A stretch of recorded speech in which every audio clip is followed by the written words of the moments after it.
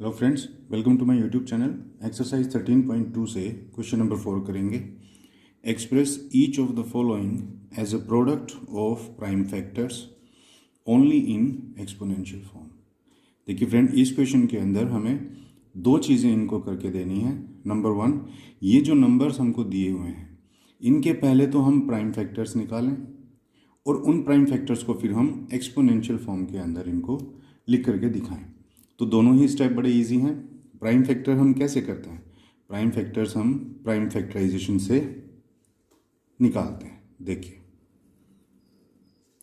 First है हमारा 108। 100 हमें मालूम है, सबसे छोटा हमारा प्राइम नंबर क्या है? 2। फ्रेंड्स, प्राइम फैक्टराइजेशन जो है वो किसी भी नंबर को प्राइम नंबर से डिवाइड करते हुए हम चले जाएं तो जो इस तरफ हमारे आंसर्स आएंगे वो हमारे होंगे प्राइम फैक्टर्स। किसके? इस नंबर के। तो देखिए, सबसे छोटा प्राइम नंबर कौन सा है? 2।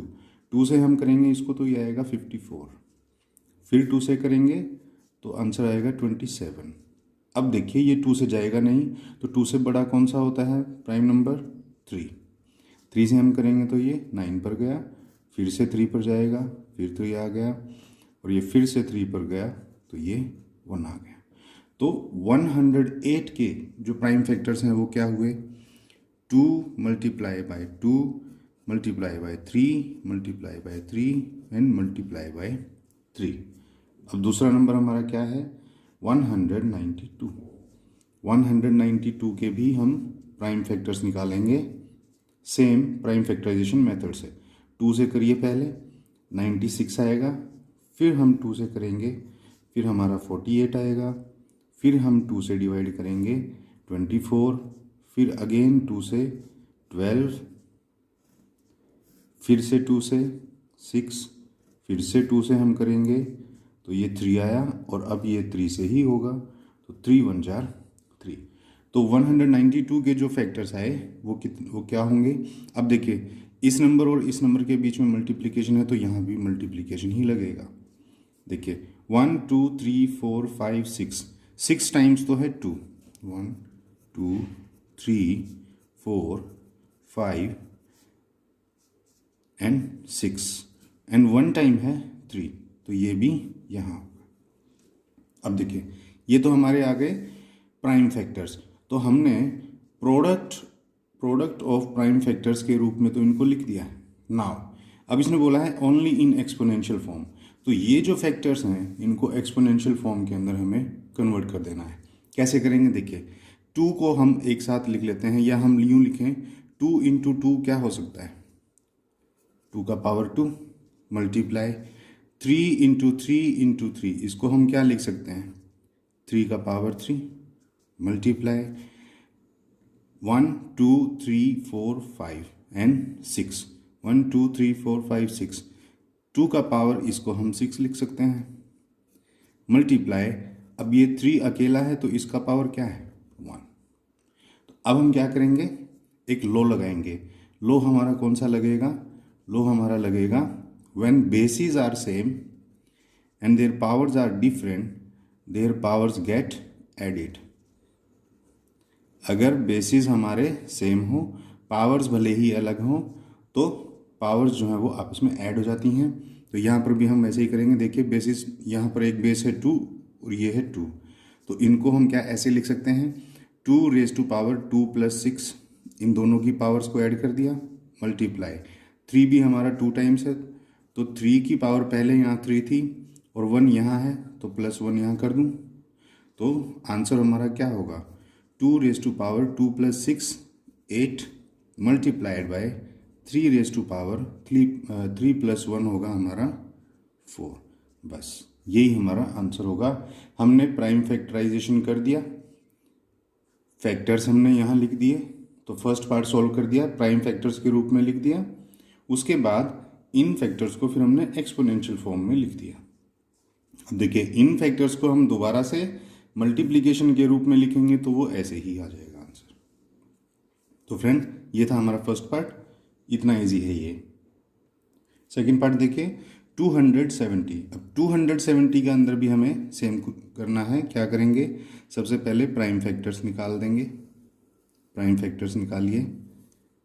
प्राइम फैक्टर्स निकालते वक्त फ्रेंड्स ये ध्यान रखिए कि सबसे पहले डिवीजन सबसे छोटे प्राइम नंबर से हमें शुरू करना है। कुछ स्टूडेंट्स मिस्टेक ये कर देते हैं, अब ये नंबर है, ये नंबर 2 से भी डिविजिबल है, ये नंबर 3 से भी डिविजिबल है, और ये नंबर 5 से भी डिविजिबल है, ये नंबर 9 से भी डिविजिबल है। लेकिन हमें स्टार्ट सबसे छोटे प्राइम नंबर से करना है। सबसे छोटा, फिर उससे बड़ा, फिर उससे बड़ा, फिर उससे बड़ा।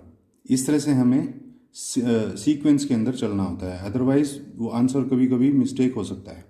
तो देखिए सबसे पहले 2 से करेंगे, यहाँ आएगा 135। अब ये 2 से डिविजिबल नहीं है, अब ये नंबर 3 से डिविजिबल है, यहाँ पर अब आएगा 45। अगेन ये 3 से डिविजिबल है, फिर यहाँ पर आंसर आएगा हमारा 15। फिर ये 3 से डिविजिबल है, अब यहाँ पर आया 5, अब ये नंबर 5 से डिविजिबल है। तो आंसर हमारा किस तरह से बनेगा, प्राइम फैक्टर्स के रूप में लिखना है। पहले तो प्राइम फैक्टर्स में लिखेंगे 2 multiply by 3 by 3 by 3 and ये 5। अब देखिए फ्रेंड्स, इसके अंदर 3 अलग अलग तरह के बेसिस हैं। 2 एक अलग बेस है, 3 एक अलग बेस है, और 5 जो है वो एक अलग बेस है। तो हम इनको एक्सपोनेंशियल फॉर्म में लिखेंगे तो कैसे लिखा जाएगा, 2 क्योंकि एक ही बार है तो 2 का पावर 1 मल्टीप्लाई 3 टाइम्स मल्टीप्लाई हो रखे हैं तो 3 का पावर 3 हो जाएगा मल्टीप्लाई, 5 क्योंकि एक ही बार है तो 5 का पावर 1। अब ये जो है इसका एक्सपोनेंशियल फॉर्म हो गया। आप अगले स्टेप में चाहें तो इसको ऐसे भी लिख सकते हैं कि जिसका भी पावर 1 होता है वहाँ 1 लिखने की ज़रूरत नहीं होती। 2 into 3 raise to power 3 into 5, आप इसको ऐसे भी लिख करके रिप्रेजेंट कर सकते हैं। नेक्स्ट क्वेश्चन देखिए, नेक्स्ट पार्ट है हमारा 729 मल्टीप्लाई बाय 64। तो सबसे पहले 729 के प्राइम फैक्टर्स निकालिए। अब 729 ये एक ऐसा नंबर है जो शुरू में सबसे पहले 3 से ही डिविजिबल है, 2 से ये होगा नहीं, क्योंकि 3 का डिविजिबिलिटी रूल भी यही कहता है कि ये जो डिजिट्स हैं इनका अगर हम सम कर दें तो वो 3 से डिविजिबल होना चाहिए। अगर हो रहा है तो मतलब ये नंबर 3 से डिविजिबल है।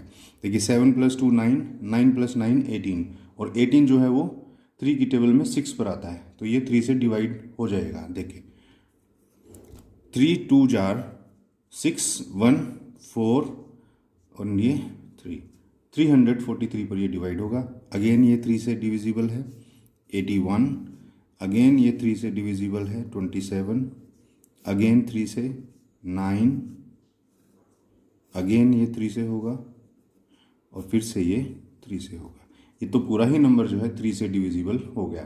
तो हमारे पास फैक्टर्स क्या आ गए, हमारे पास फैक्टर्स आ गए 3 multiply by 3 multiply by 3 multiply by 3 multiply by 3 and multiply by 3। ये फैक्टर्स हैं हमारे 729 के मल्टीप्लाई। अब 64 के निकालिए।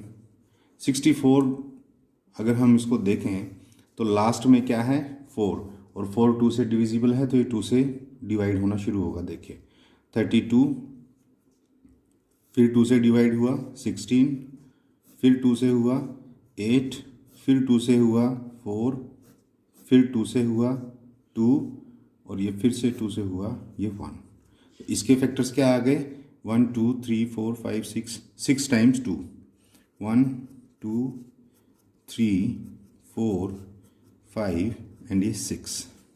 अब देखिए इसके अंदर हमें 2 ही बेसिस नज़र आ रहे हैं, एक है 3 और एक है 2।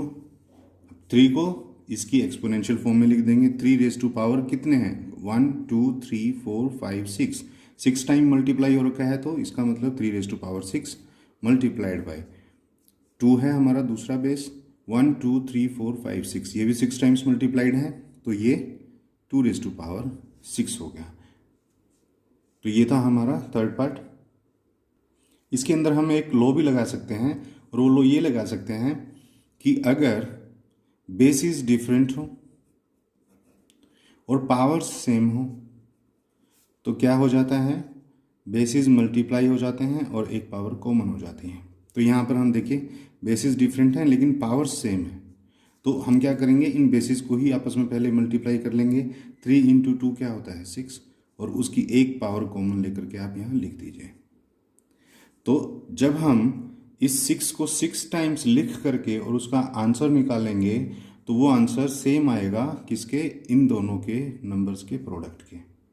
तो यहाँ पर हमने प्राइम फैक्टर्स निकाले, उनको एक्सपोनेंशियल फॉर्म में लिखा, और एक्सपोनेंशियल फॉर्म में लिखने के बाद हमने देखा कि इसके ऊपर ये लॉ एप्लीकेबल हो रहा है, तो हमने उसको फॉलो करके इसको एक फैक्टर के रूप में लिख दिया। फोर्थ पार्ट देखिए, 768 हमारा दिया हुआ है, इसको हम प्राइम फैक्टराइज करेंगे। दिखने में ही पता चल रहा है, लास्ट में 8 है तो ये 2 से डिविजिबल हो सकता है। देखिए 384 पर ये डिविजिबल होता है। अगेन जो है ये 2 से डिविजिबल होगा, 192 यहाँ होगा। अगेन ये 2 से डिविजिबल है, यहाँ 96 आया, फिर से 2 पर जाएगा 48, फिर से 2 पर जाएगा 24, फिर से 2 पर 12, फिर से 2 से 6, फिर से 2 से 3। अब 3 जो है वो 3 से ही डिविजिबल है, तो 3 और ये 1। तो फ्रेंड ये तो हमारे आ गए प्राइम फैक्टर्स। अब इन प्राइम फैक्टर्स को जो है हम यहाँ लिख लेंगे। देखिए 1 2 3 4 5 6 7 8, 8 टाइम्स 2 है, तो लिखना शुरू करेंगे 2 into 2 into 2 into 2 into 2 into 2 into 2 into 2, 1 2 3 4 5 6 7 8। इस तरह से हम कंफर्म ज़रूर करेंगे, नहीं तो हमें मिस्टेक होने के चांसेस हो सकते हैं। और ये लास्ट में है एक 3, ये सिंगल है, तो मल्टीप्लाई बाय 3। ये हमने प्राइम फैक्टर्स लिख दिए। अब इनके एक्सपोनेंट फॉर्म में लिखेंगे। देखिए एक बेस है हमारा 2, एक बेस है हमारा 3, तो पहले 2 के बेस की पावर्स कितनी बनी, 1 2 3 4 5 6 7 8, तो 2 रेज़ टू पावर 8 हो गया, मल्टीप्लाइड बाय ये है हमारा बेस 3, और इसकी कोई पावर नहीं है तो इसका मतलब इसकी पावर 1। तो ये हमारा इसका आंसर हो गया। तो फ्रेंड ये था क्वेश्चन नंबर 1।